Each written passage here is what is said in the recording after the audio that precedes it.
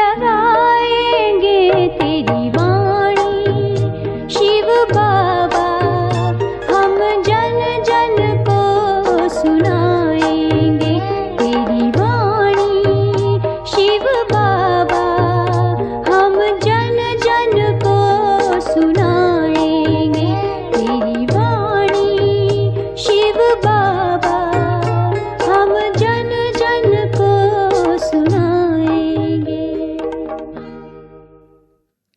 शांति।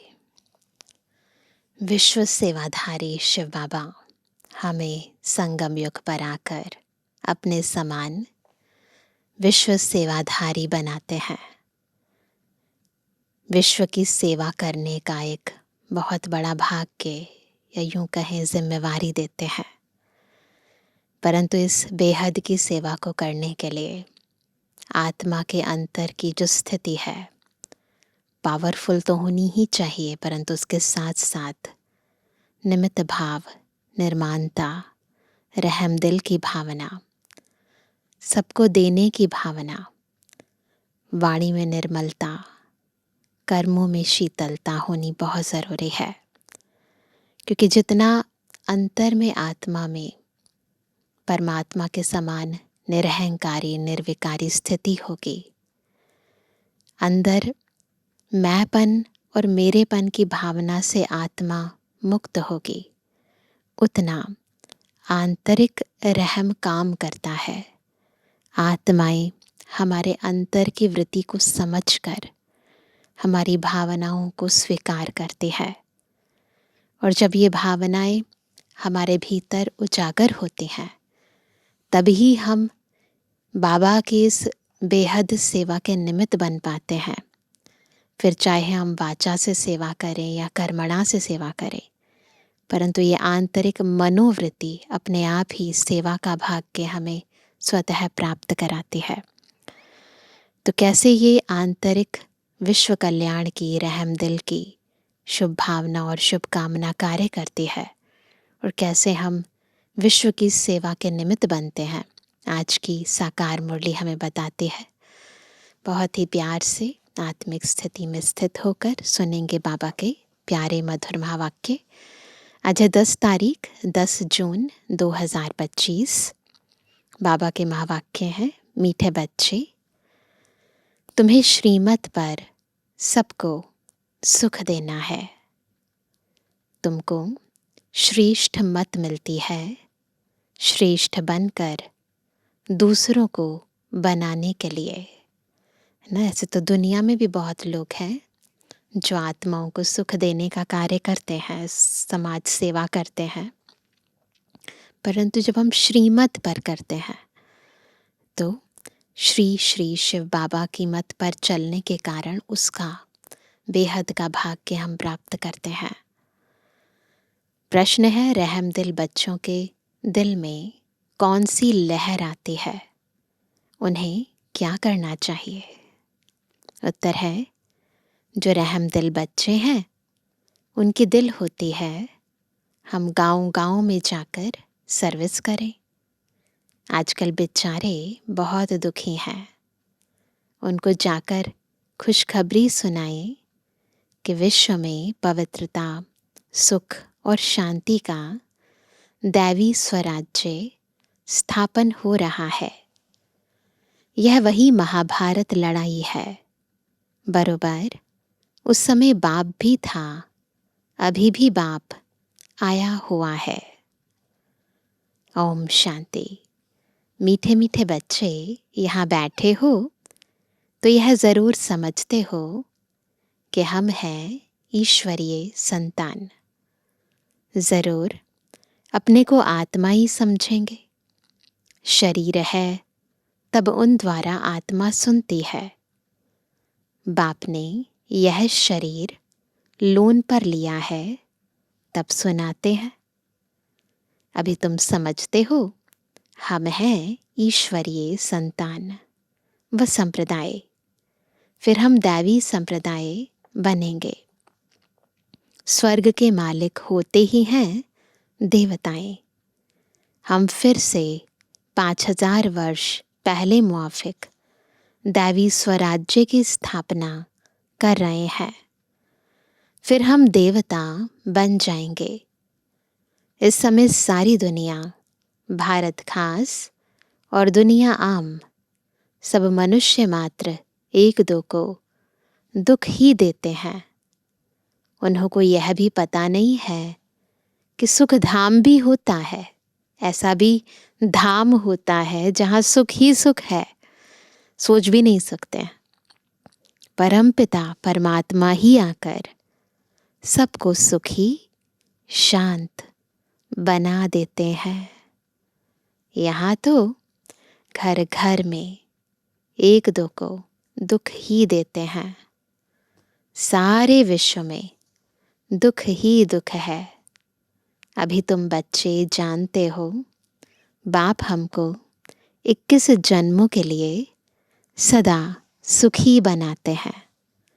कब से दुख शुरू हुआ है, फिर कब पूरा होता है, यह और कोई की बुद्धि में चिंतन नहीं होगा।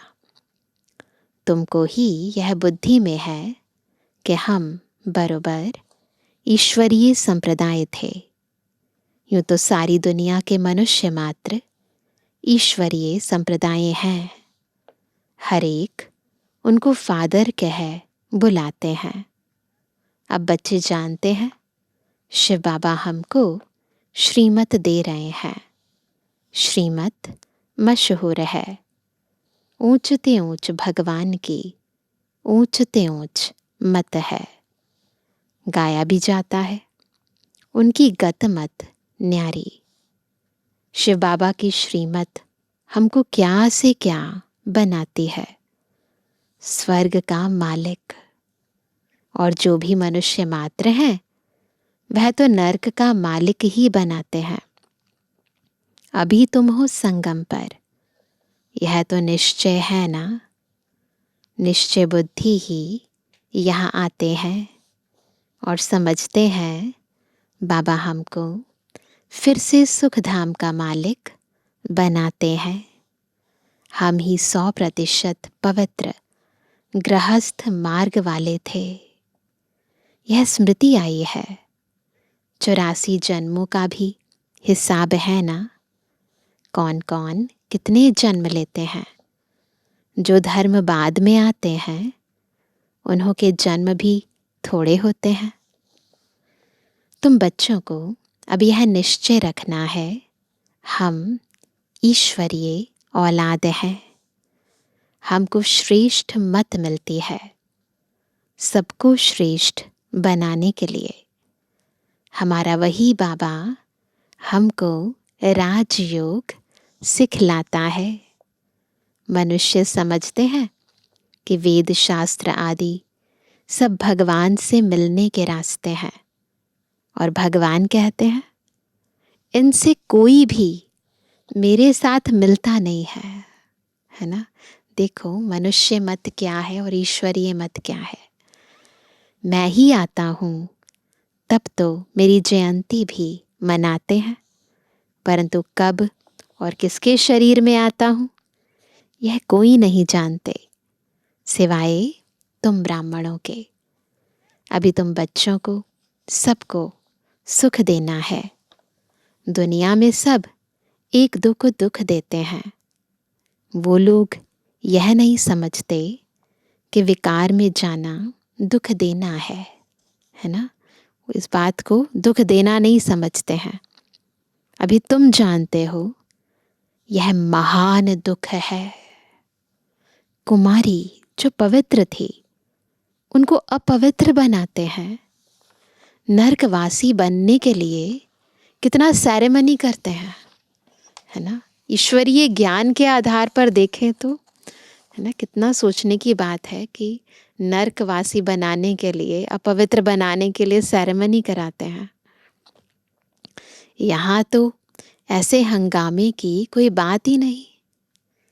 तुम बड़ा शांति से बैठे हो, सब खुश होते हैं, सारे विश्व को सदा सुखी बनाते हैं। तुम्हारा मान शिव शक्तियों के रूप में है। तुम्हारे आगे लक्ष्मी नारायण का तो कुछ भी मान नहीं। सोचो ना, बाबा कहते हैं तुम्हारे आगे लक्ष्मी नारायण का कुछ भी मान नहीं है।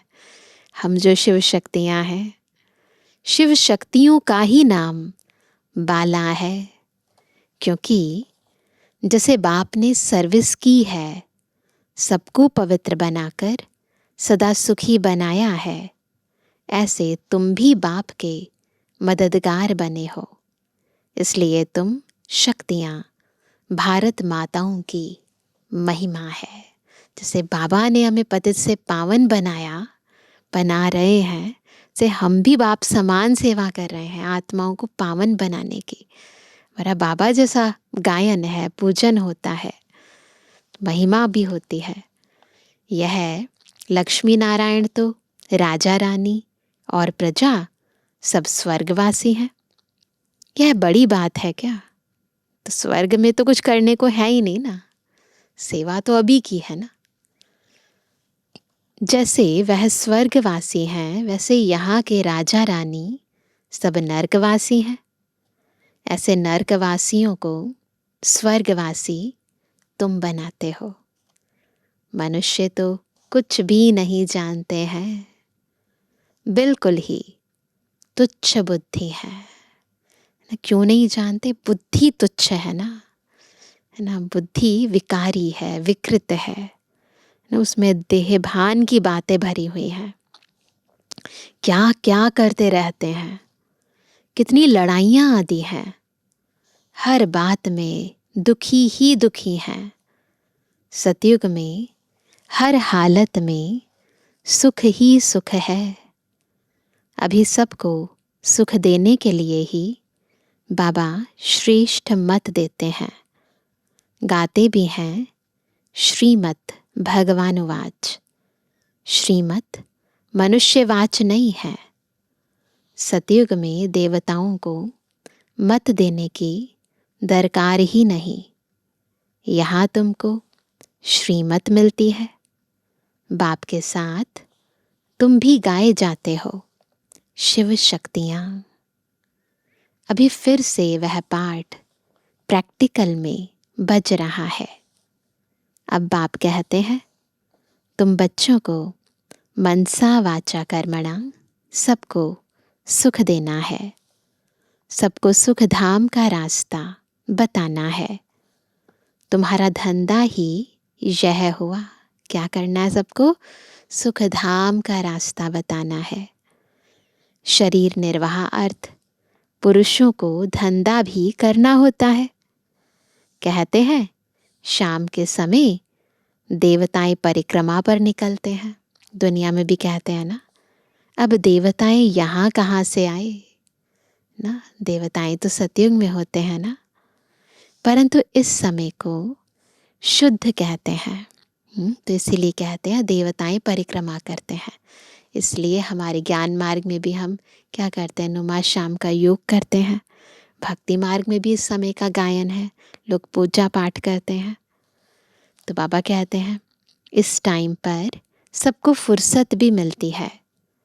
तुम बच्चों को चलते फिरते उठते बैठते याद करना है। बस कोई देहधारी की चाकरी आदि नहीं करनी है।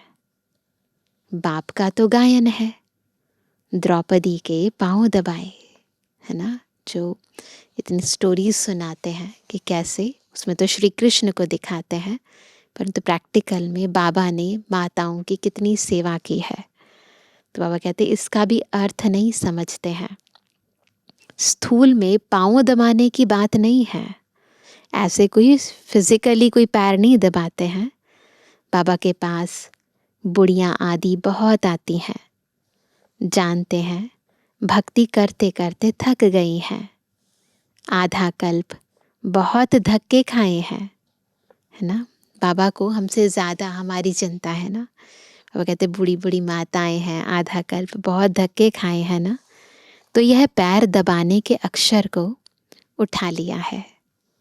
अब श्री कृष्ण पाँव कैसे दबाएंगे? शोभेगा? प्रैक्टिकल में ऐसे कोई दबाए नहीं है, बट इतने आधा कल्प की थकावट को बाबा ने आकर हमारी दूर किया है, आत्मा को धक्के खाने से छुड़ाया है, आत्मा को सुख शांति की राहत दी है। तुम श्री कृष्ण को पाँव दबाने देंगी? श्री कृष्ण को देखते ही उनको चटक पड़ेंगी। उनमें तो बहुत चमत्कार रहता है। श्री कृष्ण के सिवाय और कोई बात बुद्धि में बैठती ही नहीं। वही सबसे तेजोमय है संपूर्ण सृष्टि के अंदर। ना शिव बाबा को यदि छोड़ दें तो संपूर्ण सृष्टि में नंबर 1 पवित्र आत्मा, श्रेष्ठ आत्मा श्री कृष्ण की आत्मा। तो मैंने कहा वही सबसे तेजोमय है। श्री कृष्ण बच्चे ने फिर मुरली चलाई, बात ही नहीं जचती। अब संगम को और सतयुग को मिक्स कर दिया है। तो इसीलिए वहाँ वैसे तो मुरली शिव बाबा ने चलाई, लेकिन दिखाते हैं श्री कृष्ण ने मुरली चलाई। वो कहते ये तो बात जचती नहीं है। यहाँ तुम शिव बाबा से कैसे मिलेंगे? तुम बच्चों को बोलना पड़ता है, शिव बाबा को याद कर फिर इनके पास आओ। तुम बच्चों को तो अंदर में खुशी रहनी चाहिए। हमको शिव बाबा सुखी बनाते हैं। 21 जन्मों के लिए होती है खुशी। ऐसे बाप के पिछाड़ी तो कुर्बान जाना चाहिए, है ना। जो 21 जन्मों की बादशाही दे, उसके लिए तो सब न्यौछावर कर देना चाहिए। कोई सपूत बच्चे होते हैं तो बाप कुर्बान जाते हैं। तो बाबा भी उनके दुनिया में भी अगर कोई बच्चा अच्छा निकलता है तो पेरेंट्स जो है अपना सब कुछ बच्चे के लिए सब कुछ सफल कर देते हैं, धन लगाते हैं, उसको प्यार बहुत करते हैं। तो माँ बाप उस समय भी कुर्बान जाते हैं, बाप की हर कामना पूरी करते हैं। कोई तो ऐसे बच्चे होते हैं जो बाप का खून भी करा देते हैं। यहाँ तो तुमको मोस्ट बेलवेट बनना है। किसी को भी दुख नहीं देना है। जो रहमदिल बच्चे हैं उनकी दिल होती है हम गांव-गांव में जाकर सर्विस करें। आजकल बेचारे बहुत दुखी हैं, उनको जाकर खुशखबरी सुनाऊं कि विश्व में पवित्रता, सुख, शांति का दैवी स्वराज्य स्थापन हो रहा है। यह वही महाभारत लड़ाई है। बरोबर उस समय बाप भी था, अभी भी बाप आया हुआ है। तुम जानते हो बाबा हमको पुरुषोत्तम बना रहे हैं। यह है ही पुरुषोत्तम संगम युग। तुम बच्चे जानते हो हम पुरुषोत्तम कैसे बनते हैं? तुमसे पूछते हैं तुम्हारा उद्देश्य क्या है? बोलो मनुष्य से देवता बनना। देवताएं तो मशहूर हैं। बाप कहते हैं जो देवताओं के भक्त हों उनको समझाओ। भक्ति भी पहले पहले तुमने शुरू की शिव की, फिर देवताओं की। तो इसी हिसाब से ज्ञान भी बाबा कहते हैं कई बारी पहले शिव के जो भक्त हैं या शिव के मंदिरों में जाओ, वहाँ जो पुजारी हैं भक्त हैं उनको सुनाओ, और फिर देवताओं के मंदिर में भी जाओ। तो पहले पहले शिव बाबा के भक्तों को समझाना है। बोलो शिव बाबा कहते हैं मुझे याद करो। शिव की पूजा करते हैं, परंतु यह थोड़ी बुद्धि में आता है कि पतित पावन बाप है। भक्ति मार्ग में देखो धक्के कितने खाते हैं। शिवलिंग तो घर में भी रख सकते हैं, उनकी पूजा कर सकते हैं, फिर अमरनाथ बद्रीनाथ आदि तरफ जाने की क्या दरकार है। परंतु भक्ति मार्ग में मनुष्यों को धक्के जरूर खाने हैं। तुमको उनसे छुड़ाते हैं, धक्कों से बाबा छुड़ाते हैं। तुम हो शिव शक्ति, शिव के बच्चे। तुम बाप से शक्ति लेते हो, वह भी मिलेगी याद से। विकर्म विनाश होंगे। पतित पावन तो बाप है ना, याद से ही तुम विकर्माजीत पावन बनते हो। सबको यह रास्ता बताना है। तुम अभी राम के बने हो। त्रेतायुगी राम की बात नहीं है, बाबा का भी एक नाम राम है। राम राज्य में है सुख, रावण राज्य में है दुख। भारत में ही सबके चित्र हैं जिनकी इतनी पूजा होती है। ढेर के ढेर मंदिर हैं, कोई हनुमान का पुजारी, कोई किसका। इनको कहा जाता है ब्लाइंड फेथ। अभी तुम जानते हो हम भी ब्लाइंड थे, अंधविश्वास कहते हैं। तो वो कहते हैं हम भी पहले अंधे ही थे, अज्ञान अंधियारा था ना, तो ज्ञान का तीसरा नेत्र खुला हुआ नहीं था। इनको भी मालूम नहीं था ब्रह्मा विष्णु शंकर कौन है, क्या है। जो पूज्य थे वही फिर पुजारी बने। सतयुग में है पूज्य, यहाँ है पुजारी। बाप कितना अच्छी रीति समझाते हैं। तुम जानते हो पूज्य होते ही हैं सतयुग में, यहाँ है पुजारी तो पूजा ही करते हैं।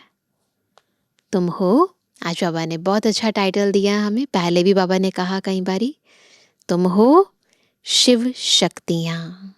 याद रखेंगे हम सभी कौन है, शिव शक्तियाँ। अभी तुम न पुजारी न पूज्य हो। हम ब्राह्मण न पुजारी हैं न पूज्य हैं। बाप को भूल मत जाओ। यह साधारण तन है ना, तो इसलिए भूल जाते हैं ना। इसमें ऊंच ते ऊंच भगवान आते हैं। तुम बाप को अपने पास निमंत्रण देते हो ना, बाबा आओ, हम बहुत पतित बन गए हैं। पुरानी पतित दुनिया, पतित शरीर में आकर हमको पावन बनाओ। बच्चे निमंत्रण देते हैं। यहाँ तो कोई पावन है ही नहीं।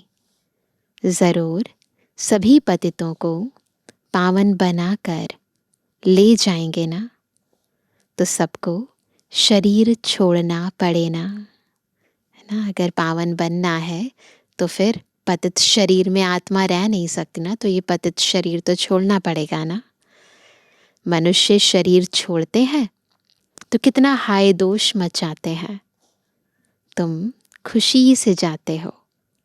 अभी तुम्हारी आत्मा रेस करती है। देखें कौन शिव बाबा को जास्ती याद करते हैं। करते हैं रेस। शिव बाबा की याद में रहते रहते ही शरीर छूट जाए तो अहो सौभाग्य, बेड़ा ही पार।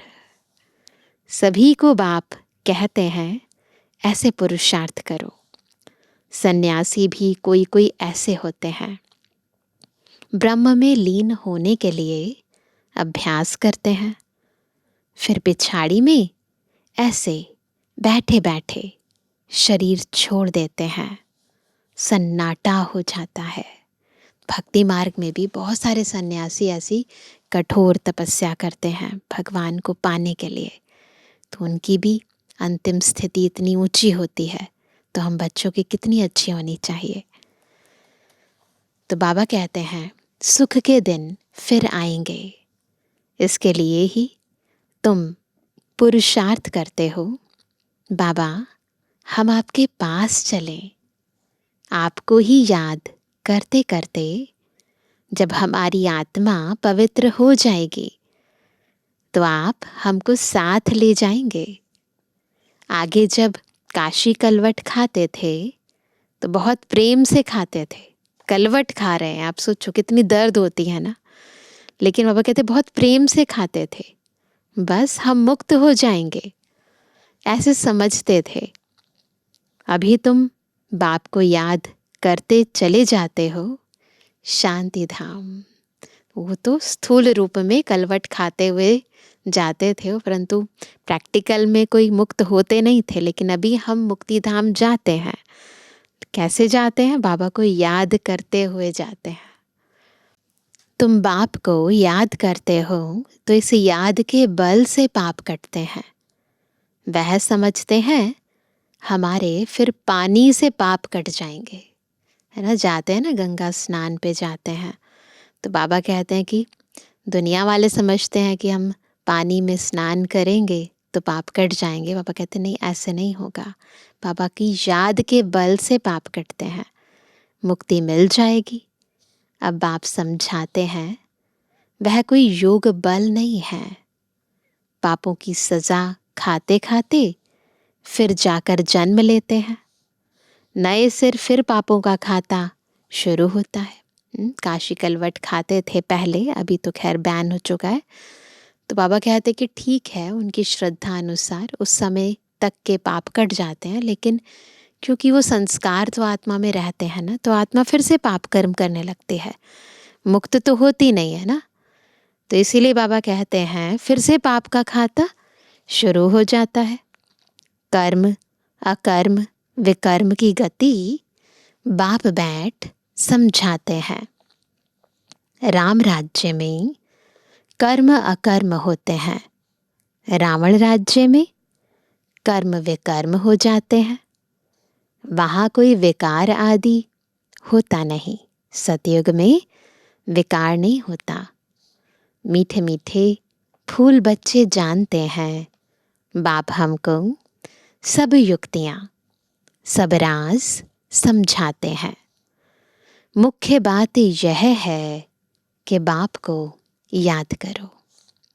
पतित पावन बाप तुम्हारे सामने बैठे हैं। कितना निर्माण है, कोई अहंकार नहीं, बिल्कुल साधारण चलते रहते हैं। ब्रह्मा बाबा की जीवन कहानी पढ़ते हैं तो पता चलता है कि बाबा कितना ऊंचा होते हुए भी, नंबर 1 आत्मा होते हुए भी कितने निरहंकारी थे। शिव बाबा तो शिव बाबा, परंतु ब्रह्मा बाबा भी कम नहीं थे। तो बाबा कहते हैं बाप दादा दोनों ही बच्चों के सर्वेंट हैं। तुम्हारे 2 सर्वेंट हैं, ऊंच ते ऊंच शिव बाबा, फिर प्रजापिता ब्रह्मा। कितने लकी हैं हम। जैसे माँ बाप होते हैं ना, बच्चों के सर्वेंट होते हैं, ये सब कुछ करते हैं बच्चों के लिए, वैसे ही हमारे शिव बाबा और ब्रह्मा माँ दोनों हम बच्चों के सर्वेंट हैं। देखो अभी तक भी हमारी कितनी सेवा करते हैं, व्यक्त रूप में किया, फिर अव्यक्त रूप में किया, और अभी भी कर रहे हैं। वो लोग त्रिमूर्ति ब्रह्मा कह देते हैं, अर्थ थोड़ी ही जानते हैं। त्रिमूर्ति ब्रह्मा क्या करते हैं, कुछ भी पता नहीं है। अच्छा मीठे मीठे के लिए जवानी बच्चों पे जुबानी बाप दादा का दिल जान सको प्रेम से नंबरवार प्रसाद अनुसार याद कर। रूहानी बच्चों की रूहानी बाप दादा को गुड मॉर्निंग, नमस्ते नमस्ते नमस्ते। धारणा के लिए मुख्य सार पहला, सदा यह निश्चय रहे कि हम ईश्वरीय औलाद हैं। हमें श्रेष्ठ मत पर चलना है, किसी को भी दुख नहीं देना है, सबको सुख का रास्ता बताना है। दूसरा, सपूत बच्चा बन बाप पर कुर्बान जाना है, बाप की हर कामना पूरी करनी है। जैसे बाप दादा निर्माण और निरहंकारी हैं, ऐसे बाप समान बनना है। वरदान है, स्व उन्नति द्वारा सेवा में उन्नति करने वाले सच्चे सेवाधारी भव। स्व उन्नति द्वारा सेवा में उन्नति करने वाले सच्चे सेवाधारी भव। स्व उन्नति सेवा की उन्नति का विशेष आधार है। स्व उन्नति कम है तो सेवा भी कम है।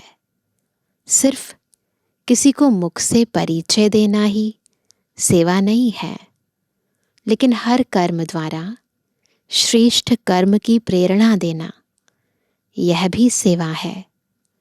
जो मनसा वाचा कर्मणा सदा सेवा में तत्पर रहते हैं, उन्हें सेवा द्वारा श्रेष्ठ भाग्य का अनुभव होता है।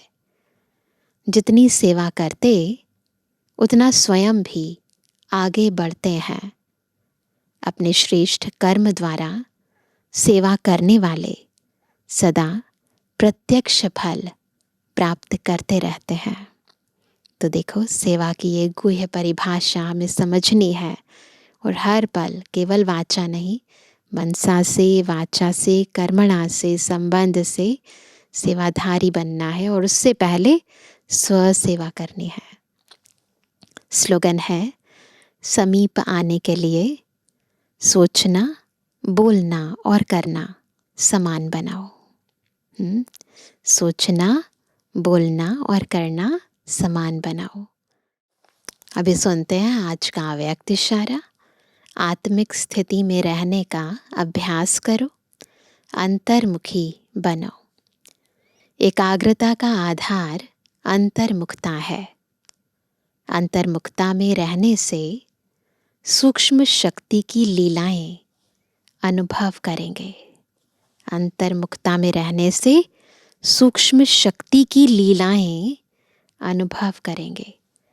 आत्मिक स्थिति में रह आत्माओं का आह्वान करना, आत्माओं से रूह रेहान करना, आत्माओं के संस्कार स्वभाव को परिवर्तन करना, आत्माओं का बाप से कनेक्शन जुड़वाना, ऐसे रूहानी लीला का अनुभव होगा ना। ये तब होगा जब अंतर्मुखी होंगे और बुद्धि एकाग्र होगी। अच्छा, ओम शांति।